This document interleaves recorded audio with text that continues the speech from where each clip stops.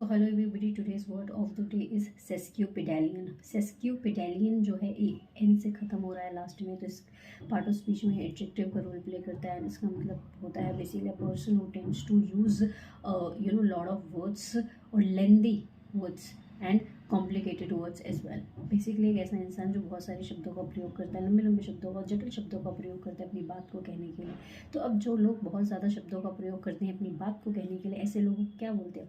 लोक्वेशियस कह सकते हैं आप ऐसे लोगों को, ग्रैंडिलोक्वेंट कह सकते हैं, मैग्नीलोक्वेंट कह सकते हैं, टॉकेटिव कह सकते हैं, वर्बोस कह सकते हैं, प्रोलिक्स कह सकते हैं आप इसके लिए, वर्डी कह सकते हैं। ऐसे लोग पॉम्पुअस होते हैं, फेंकते हैं बहुत ज़्यादा, है ना। ऑस्टेंटेशियस कह सकते हैं, हाई फ्लोन एक वर्ड होता है बोल सकते हैं, रेटोरिकल बोल सकते हैं, फ्लारी कह सकते हैं, बम्बास्टिंग भी कह सकते हैं आप ऐसे लोगों के लिए।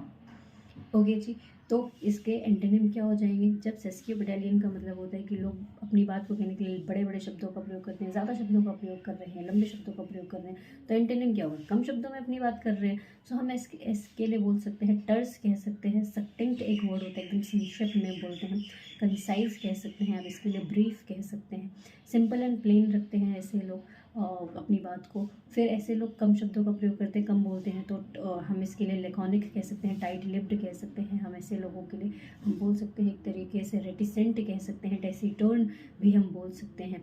और सेस्क्यूपेडालियन के सिनोनिम में अगर मैंने वर्बोस, वर्डी और प्रोलिक्स नहीं बोला तो ये भी सिनोनिम्स होंगे सेस्क्यूपेडालियन के। सो ऐसे ही डेली बेसिस पे एग्जाम में फेवरेट वर्ड्स सीखने के लिए जुड़िए मेरे साथ। मिलते हैं अगले वीडियो में।